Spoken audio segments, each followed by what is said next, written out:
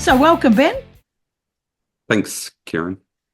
Oh, it's good to have you here. We might let listeners know we've been trying this a few times on a few computers and we've had so many disasters, but we finally got together. It's really good to have you here, Ben. Yeah, thanks, Kieran. And yeah, it's just been one disaster after the other with all the laptops and technology. So some people might have given up. Some people say, "Oh, it's just not meant to be," but not us. We're determined. We're determined and resourceful, and we'll keep trying until we get it right. But Ben, That's it.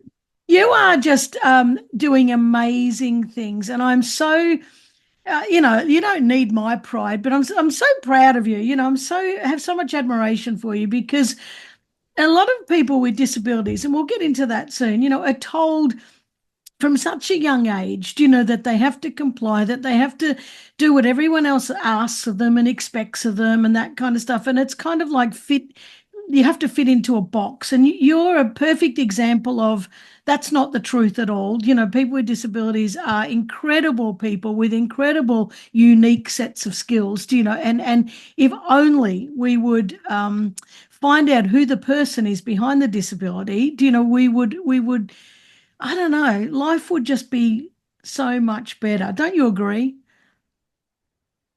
Yeah, definitely. And I think I've learnt that from a young age, particularly back in high school, which um, I tell about through my story.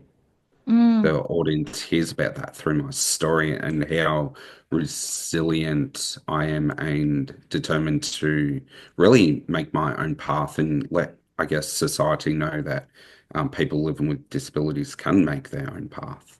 yeah, absolutely they can. So just to clarify, what is your disability? And that doesn't define you, by the way, but because you do have a, technical disability, what would that be?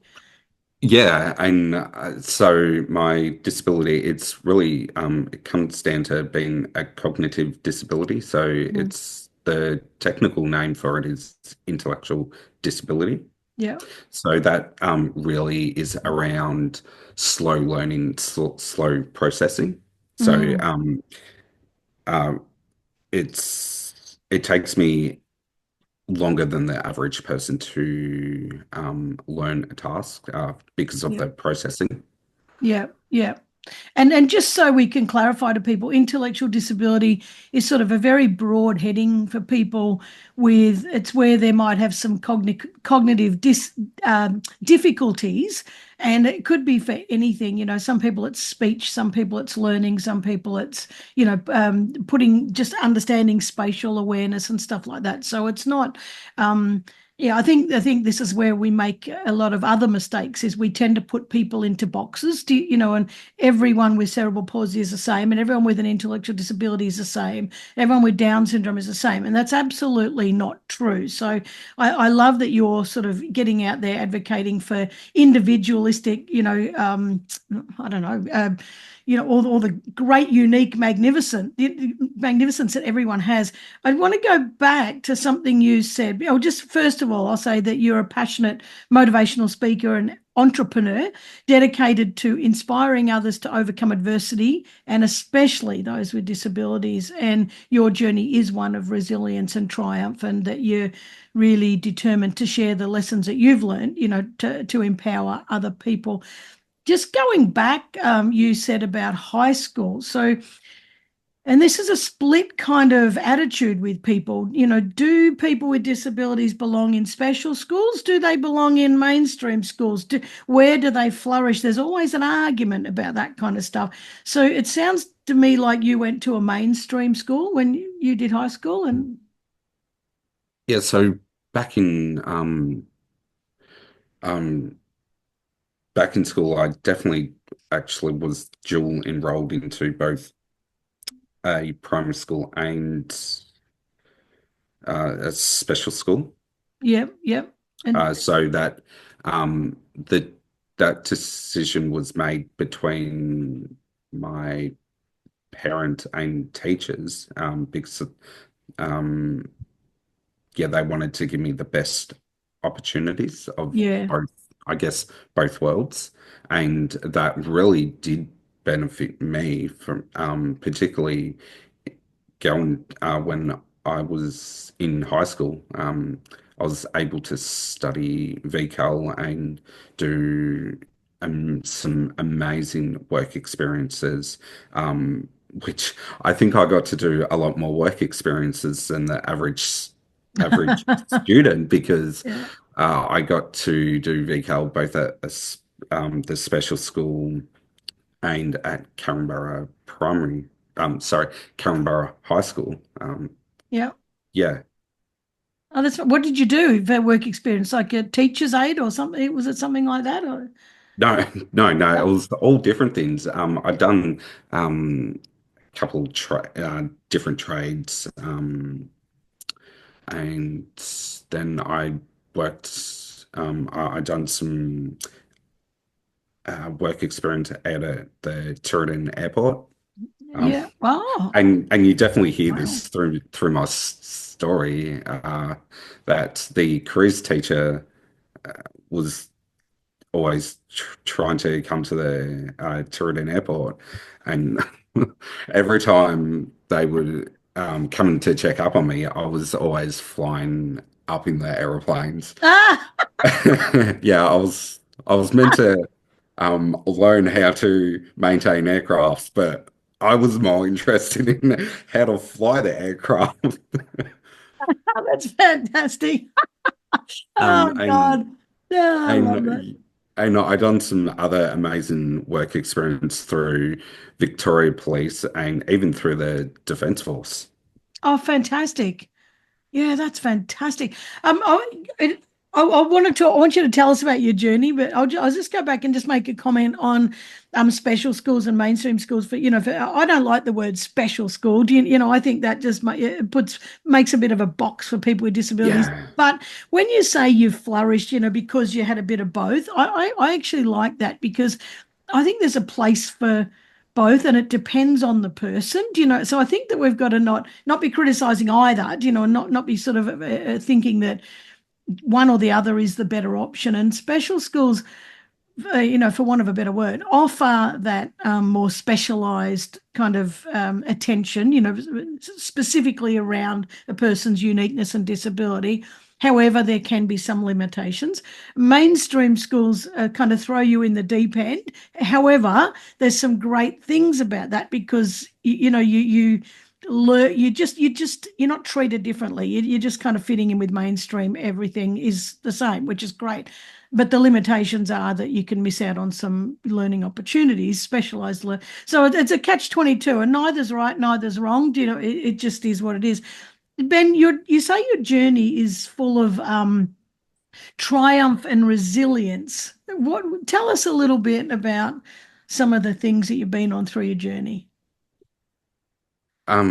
Yeah, so I guess it's I really like to highlight the through my educational and employment journey, this particularly the struggles I've had with trying to maintain ongoing employment. Yeah, And yeah, that's so the struggles around that, just trying to get work and keeping a job. yeah, yeah. But that doesn't mean that I haven't worked. I've done plenty of jobs through since I've left high school. It's just really trying to maintain those jobs. Hmm. And What? Oh, sorry. sorry, go. No. Oh no, I don't want to cut you off. You keep talking. Oh, yeah, and some of them are factors like relying on government funding. That can't be helped. But then there's other factors that employers don't, I guess, quite know how to work with people living with disabilities. Mm. And that's not to say that they don't want to. It's just um, they might not know how to. How can we change that? What could It's be just different? it's just not treating people living with disabilities. differently, and just treating us like everybody else, with the exception of placing in reasonable adjustments Mm, for that particular employee. mm. What would be like if you what would be your ideal job? Like if you could just go to work every day, what would you like to do? Um, You know what, Kieran? I reckon if you asked me that maybe 10 years ago, or even back in high school, I would have said the Defense Force. Yeah. Absolutely. I was 100% laser focused on being on getting into the Defense Force. Yeah. Um, I remember the going through the careers classes and doing all different sort of projects around that. It was always focused on the Defence Force. Yeah. But now I would definitely say motivational speaking. Like Yeah. um, and that comes from really in really about 10 years ago. That passion kind of started when I created an event with my closest networks over in South Gippsland to raise awareness about disability employment to Mm. local employers there. And I got to tell part of my story there. And I thought, you know what? After doing that particular event, I thought, you know what? People have to hear my story. It's pretty inspiring. Yeah, yeah, that's amazing. I did question back on the Defence Force. Which one? Army, Navy, or Air Force? Which one was your favorite? I think it was definitely the army. Yeah. Absolutely. Yeah. What did you want to do in the army? I wanted to, there was actually quite a few jobs that I wanted to do. Wanted to go into um, wanted to, what was it? I wanted to be the light armored, go into the light armored vehicles. Oh, yeah, yeah, yeah. Yeah, I wasn't not quite sure why, but yeah, that just was a fascination of mine. And then I'd seen that they had drone operators, and I'm like, oh yeah, that sounds all right.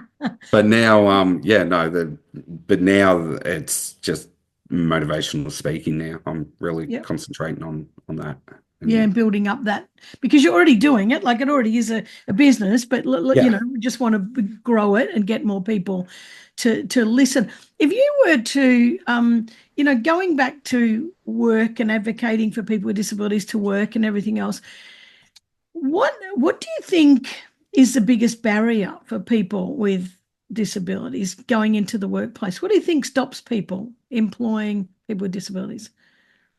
I think um, I think it's not necessarily just one thing. Mm, Depending on, um, I guess, depending maybe on the actual disability. So, in terms of whether it's an invisible disability or whether it's a physical disability. mm, But I think it's a lack of education mm, and the stigma around that. Employees may have to spend a little extra time accommodating for the people living with disabilities, their needs. mm. It's a juggle, isn't it? Because as businesses have to make a profit, you know, and they have to have productivity, and they like all of this stuff has to exist for a business to, you know, to succeed. But what are the so I can understand it. You know, I can understand, oh, we just haven't got time, we just haven't got, you know, the resources, it's going to take too much time, it's going to cost us money. I get all those arguments. On the flip side, what are the benefits of employing someone with a disability?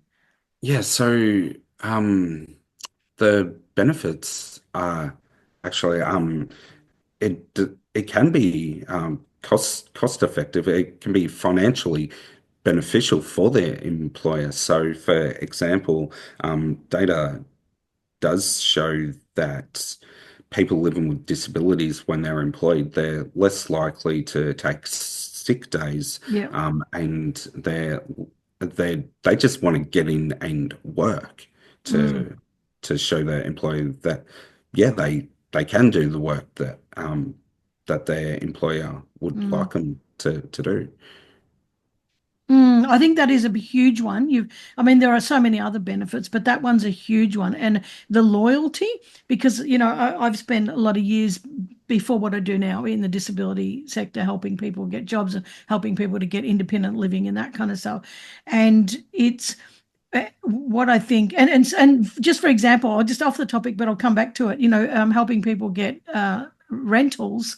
I remember so many real estate agents not wanting to do that. I'm not going to give a person with a disability a house. They'll wreck it. That was their initial attitude. And my comeback to that was, well, hang on a minute. For one, they've got support workers coming in all the time, so you've got so many eyes making sure that it's clean and working well. But the second part of that is they were worried about the money, and I'm like, well, they've got a disability pension. That money comes straight out with, now I can't think what it's called. What's that Centrelink?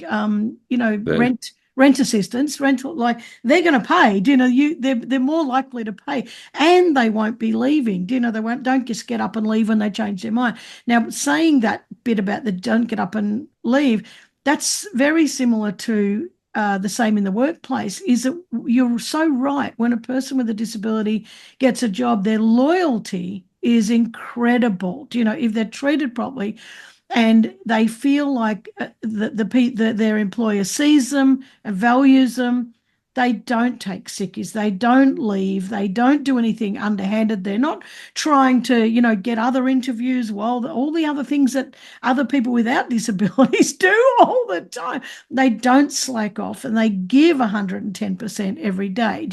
And 110%, that's to their capacity and that's within their skill set. But I think we're missing employers are missing a big chunk of the market, of loyal employ and in a time right now where people are leaving left, right, and centre, people are behaving badly in workplaces. Now's a perfect time, to get some loyal employees and to start to build.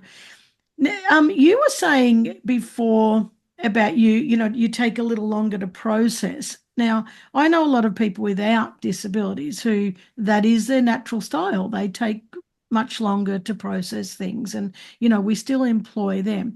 What's your what would you bring to a workplace? Like not just loyalty and no sickies. Like what sort of skills have you got? What kind of attitude have you got? And what kind of values have you got?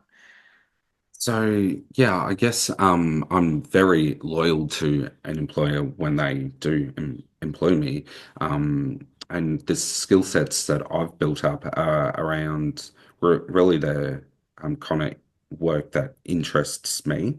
Mm, So that's around could be around project management or at least assisting yeah, around those projects. yeah, So, for example, I was working with Latrobe City Council as their community programs officer, yeah. which I really, really enjoyed that role. And that was around assisting the community engagement officers with all their different projects and initiatives. So, Yeah. I got to assist those community engagement officers with uh, developing those initiatives, with rolling those initiatives out. So Mm. it's all the skill sets that are around that community engagement, the skill sets that are around that. Yeah. Yeah, I love that. So what you're talking a lot about community, you're talking a lot about education, talking a lot about, connecting people and that kind of stuff. What really matters to you under the surface? What when you get up in the morning, what matters? What do you care about the most? Um, well, that's Stumped you. yeah, I've never Sorry. actually really been asked that before. Which What's is on your mind? What's on your I'm mind when you wake up? Yeah, other than brekkie, because that's a good one, but we all need that. And that coffee, but Nah, I like um I guess the first things that are right on my mind is I guess it depends if it's a work day, then I'll be thinking about work, going to work. But if it's I guess about business, then I'll be like, oh, gotta go and do that. yep, I've gotta go and do these tasks, like admin tasks for my business, yep. go to meetings. So really, your focus, the thing that matters most to you is getting up in the morning and setting up your day so that you can, I don't know, enhance your business of sharing your message. You're really focused on that stuff. Yeah, definitely. Yeah. When you were at school, were you, because, back to your story of like resilience and triumph, I'm talking about school, were you bullied? Did you experience that? Um, I guess through primary school I did, but as we all grow up going through high school, year 10, 11, and 12, um, I was really fortunate that a lot of the a lot of my schoolmates I grew up through primary school and secondary school. Uh, Mm, so yeah, we got to know each other for quite a while. yeah. Um, Coming through high school, everyone was really supportive of me. And even at the special school, the fellow students were supportive of me. Mm. Well, you're a very likable fellow, that's for sure. You're very like there's nothing about you that's prickly. You're just very warm. You're fuzzy. You're like a big teddy bear. You're very you're very lovable. I You think are. one comment a couple of the teachers at the special school said to me is that um, a lot of the students had looked up to me as, I guess, as a peer, as a mentor. Yeah, yeah. Well, you are like that. You're very steady, and very sort of what's the word? It's you feel you've got an energy of reliability. You've just got this kind of strength about you. I think that's really nice. I think really, really nice. When you're doing your motivational speaking, like who who's your audience? Like, is it people with disabilities to inspire them, or is it people with not disabilities that to educate them? Like, who are you speaking to the most or wanting to speak to the most? Yeah, so I guess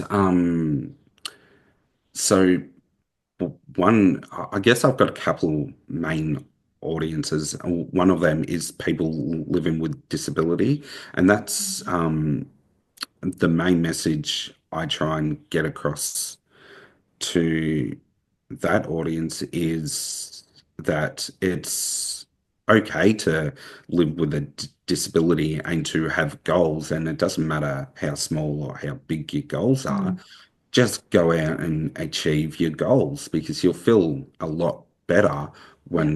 um, when you achieve your goals, and that's I guess that message can be for anybody.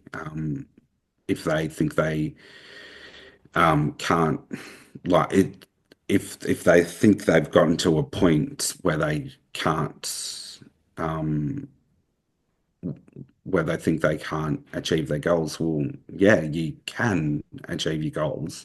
Mm, um yeah, just go out and achieve your goals.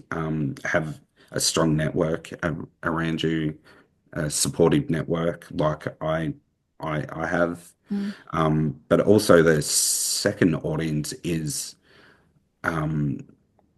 people living without disabilities, and that is around employers, mm, CEOs, high high level managers, and the messages there are around supporting people living with disabilities to assist them to achieve their goals, but also to make the workplace more, I guess, disability friendly and know and let their employers know that, yeah, they can employ people living with a disability and it's not going to disadvantage them.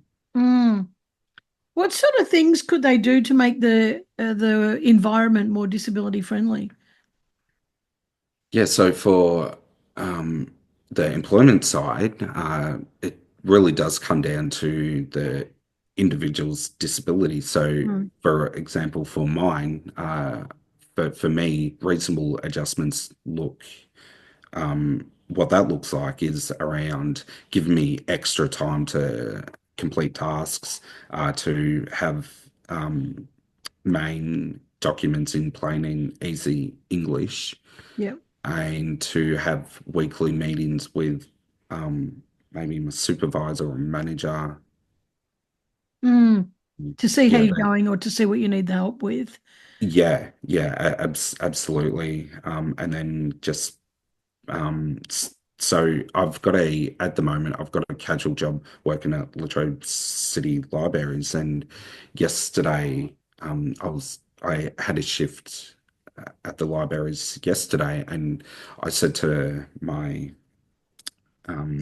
supervisor there that I I think I'm ready to start to put away books in the biography section and the what, fiction section, I think. Yeah. So it's section with all on the spine of the books how they have all the numbers. Yeah. And what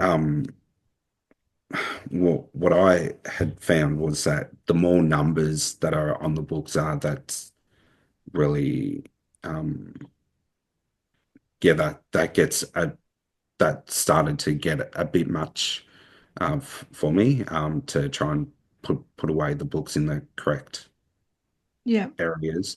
But yesterday we worked out a strategy where I'll just start to put the numbers on the trolleys in the correct order, and then Mm. I'll eventually go out to that section of the library to put away the books. Mm. Do you learn because you said, you the way you learn is slower processing. Do you what I think we do wrong is sometimes we think that people learn the same way as us. So if I learn from reading instructions, I think that whoever I'm showing can read instructions. Do you know? And or if I learn from diagrams, I think I can show a diagram to someone and they'll learn it. But we all learn very differently. Is there a way that you learn better? Like do you learn better by people showing you or by telling you or by Yeah, giving you that's instructions? an interesting point, Kieran. So, Mm. if I can just go off a bit, Yeah. a few years ago, so I used to be a volunteer in the CFA, and Mm.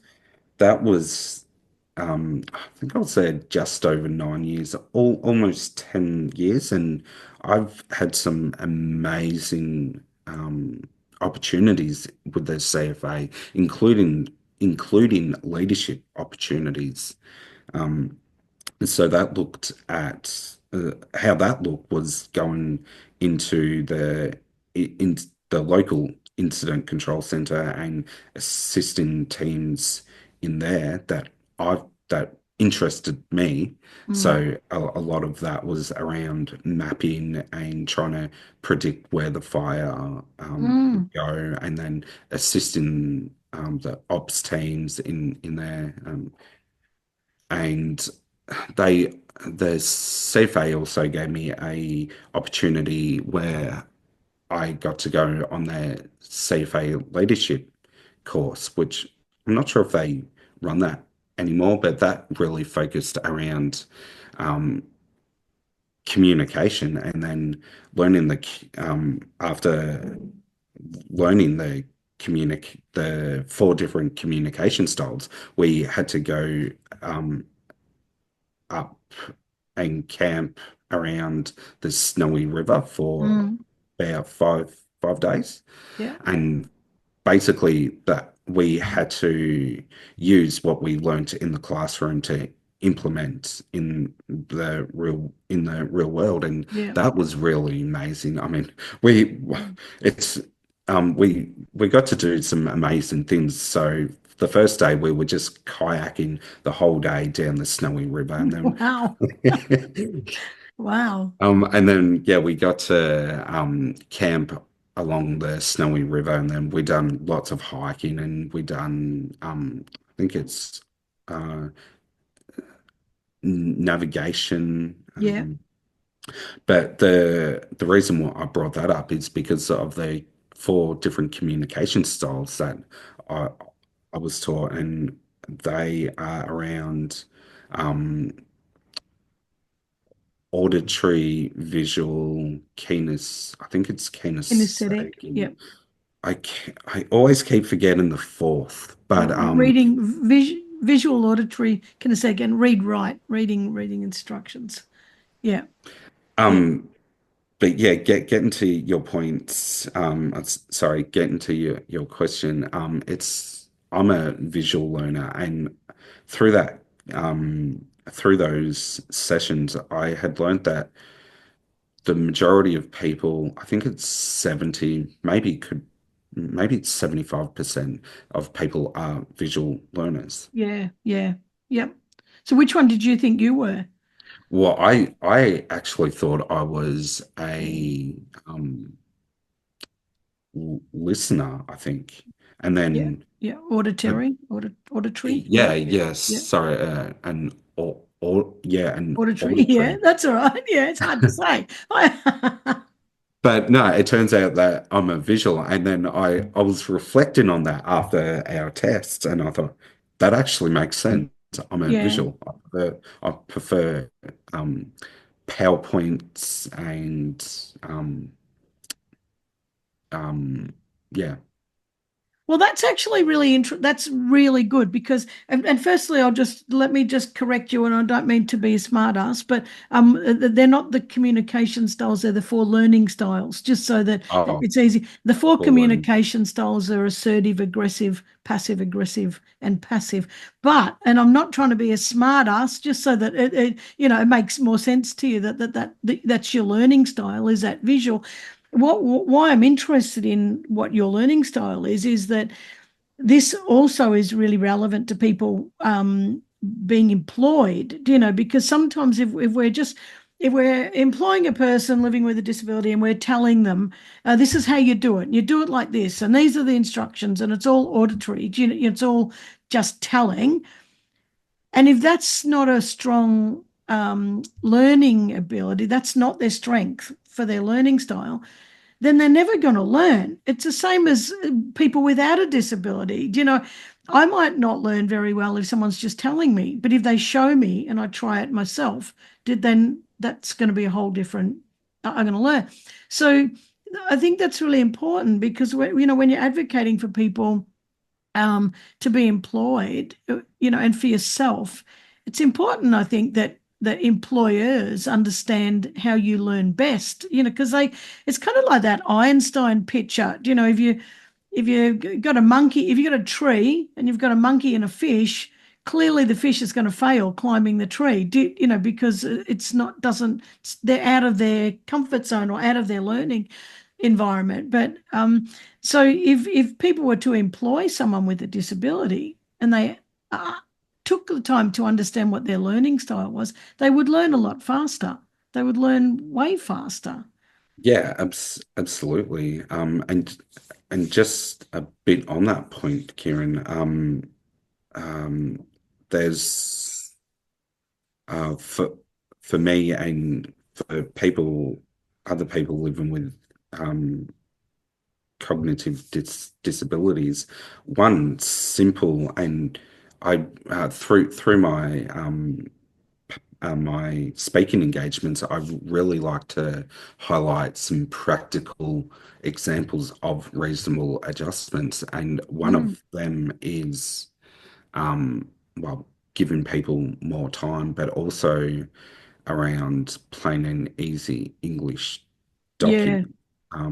Yep. And I really highlight that point and how that changing main documents into plain and easy English not only is it going to benefit that Mm, employee, but it's going to benefit the employee's team and then could potentially benefit the whole organization. And I say mm, that because, for example, there's a say that an um, employee employing somebody living with a cognitive disability and they require plain and easy English, and um, the the whole team hasn't read, say, a 30-page document, and yeah. they say they were meant to read it, but they never did. And all of a sudden, they see that 30-page document transformed into, say, it could be a six-page document, could be a 10-page document, and all of a sudden, everyone is Mm, reading that document because, well, it's a lot less to read. And yeah. yeah, Oh, I agree with you. Give me a 3-page document over a 30-page document any day. I don't want to yeah, sit and read 30 pages. And sometimes a lot of that stuff is just bloody waffle. It really is waffle. But I know that we actually have to have compliance and we have to have proper policies in place and all that kind of stuff because if we don't want work cover claims. But a lot of it is just filler words and waffle that it can be. Yeah, I love that. Really, really love that. What do you think? I know it's broad because there are so many disabilities, so many different types of disabilities. But what do you think the biggest challenge is for people living with a disability? biggest challenge I think is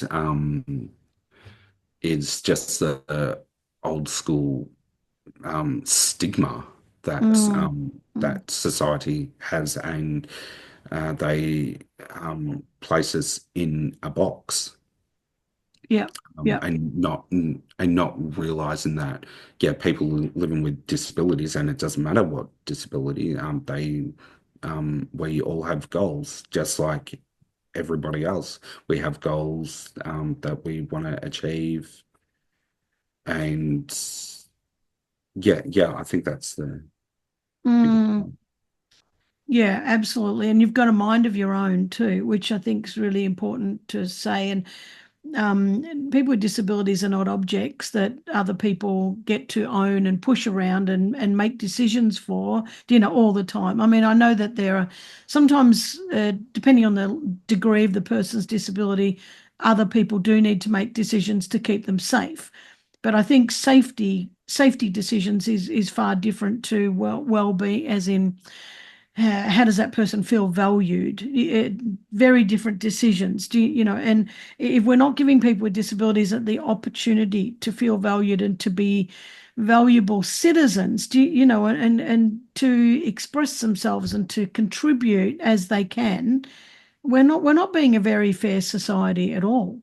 No, It's yeah, I definitely tend to agree with you, Kieran.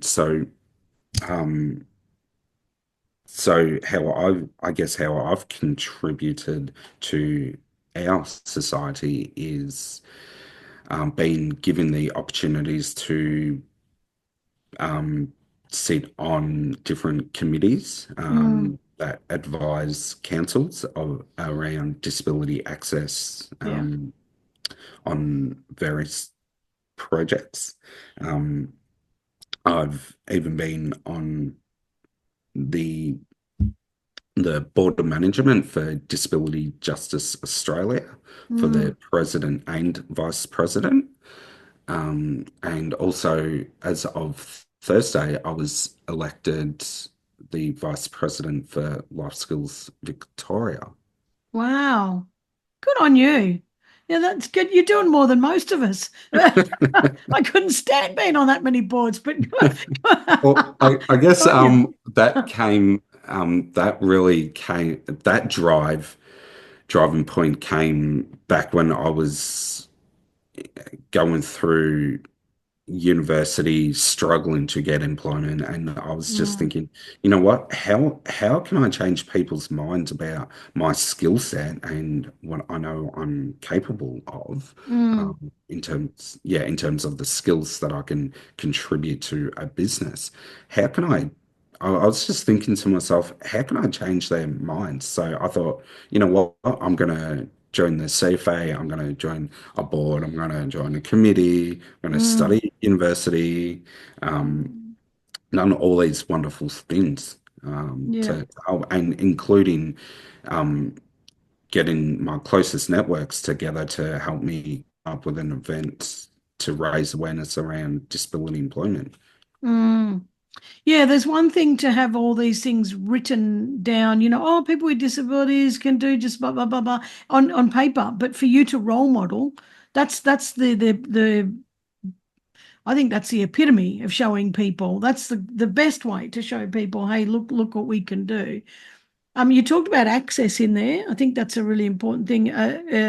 A lot of people see access as a mobility access, a physical access. How can I access a shop? If I'm in a wheelchair, how can I access, it's of that mobility sort of sense. How can I get my physical body in to access something? I think we've also need to be clear that access is not just physical. Access is, if I want to have access to university, I have to have support, or if I want access to a job, I need adjustments. So when we're talking access, it's a big thing that society should get their head around. I think we need to be better. Yeah, I definitely agree with you there, Kieran. I think society still has this mentality that access is for physical disability. Mm, So, mm, in my previous role with Latrobe City Council, I worked on an amazing initiative called the Sunflower Initiative, and that really is to give people living with hidden disabilities um, just a little bit of extra support mm, and access to, say, a business or a council. It could be council, it could be business, it could be a corporation. Um, it's that particular initiative really started at it was either, I get these two mixed up quite a bit, but it was either Heathrow Airport or Glasgow. I think it was Heathrow Airport. The managers at the airport just seen that they had thousands and thousands of customers coming through their doors, and they noticed that a lot of them had some form of hidden disability, and they just mm, really wanted to make sure that their customers were supported. And mm, that's where the Sunflower Initiative really came from. mm, Um, and that is so generally, if people see somebody wearing a sunflower lanyard, which I normally do have, which mm. is it's on my keys, Yeah. um, um, or have a badge, or it could even be a bracelet. But that's just a subtle way to identify somebody who has a hidden disability. Mm. And yeah, Thanks for sharing that because that's something I didn't know. And I think that most people wouldn't know that. Like, possibly a lot of people with disabilities know it because they said, hey, people said to them, hey, wear a sunflower, as a sign. But unfortunately, that I don't think that message has got out to the broader society so that people know. So if you're listening to this and you see sunflower badges or sunflower, items on a person, consider that hidden disability. That's, we should go there. Um, Hidden disability compared to an obvious disability. We see people in wheelchairs, we see people with Down syndrome, we see people missing limbs, that kind of stuff, and we can tell that they have a disability. That's an obvious disability. hidden disabilities are like intellectual disabilities, autism, that type of thing. And unfortunately, I used to teach disability at TAFE. I used to teach not people with disabilities, but for people to become support workers. And I used to pose the question, what do you think would be worse? Well, there's two questions: to be born with a disability or to acquire a disability. And the second question was, what do you think would be worse? To have an obvious disability or a hidden disability.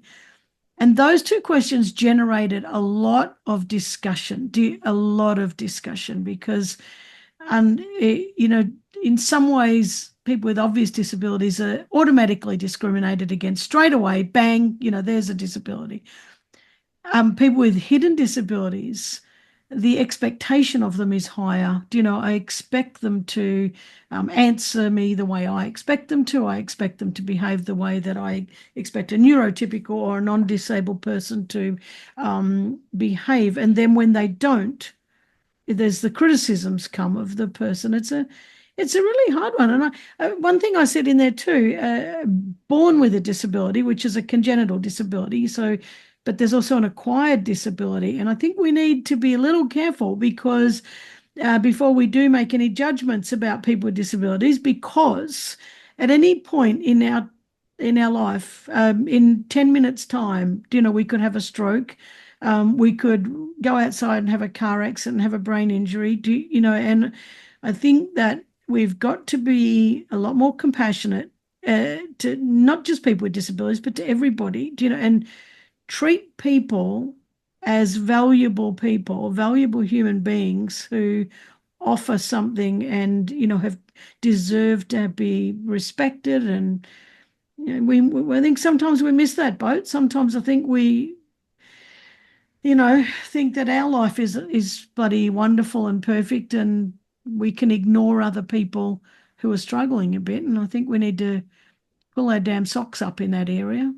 I really do.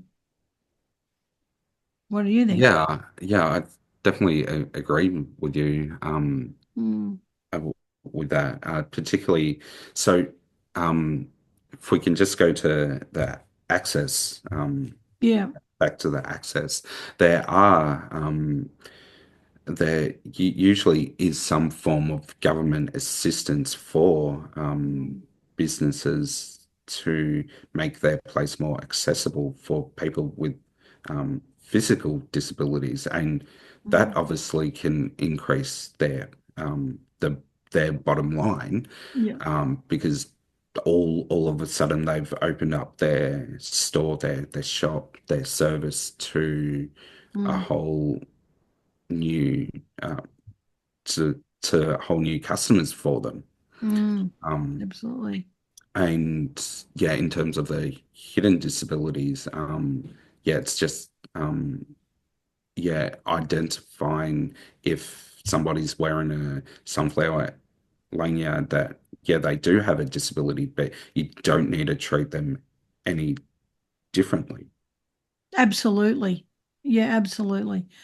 I was going to say that too when you said about the sunflower lanyard. I was going to say, if you see someone with a sunflower lanyard or a badge that doesn't give you the right, then to go up to them and start talking to them like a baby, because I have seen that over and over and over.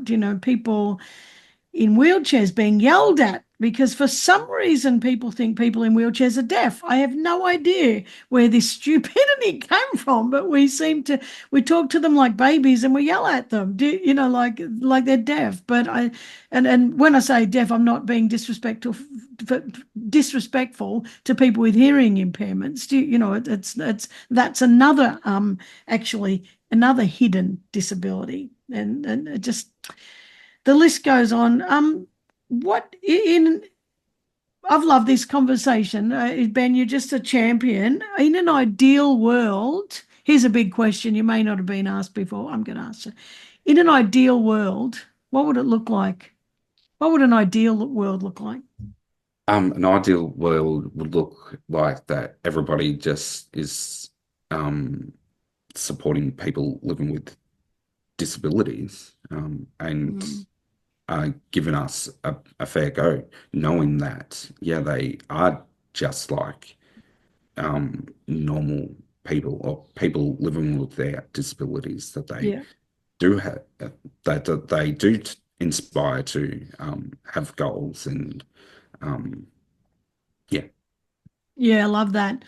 I love that you said normal too, because, I'm 61 and I keep saying all the wrong things all the time too. Normal and normal, that's not right. And you just say that because it's like that's what we were bloody told. But normals are like a cycle on the washing machine, isn't it? And that's all it is, because no one's bloody normal. We're all got something bloody going on. All of us have got issues. None of us are perfect. None of us are perfect. So there is no such thing as normal. I think that we've got to stop calling non-disabled. I'm not picking on you because I do it too. I say words like that too. But we do tend to think if we don't have a disability, we do think we're normal. We're bloody not normal, because there's no such thing. What do we expect people to be the same as us, and that's dumb. Like no one's the same as us. We're all No, we're unique. all in individuals, and we've all got everybody has um problems that they have to face on the daily, Yeah. which that doesn't make anyone not normal. No. We're all individuals.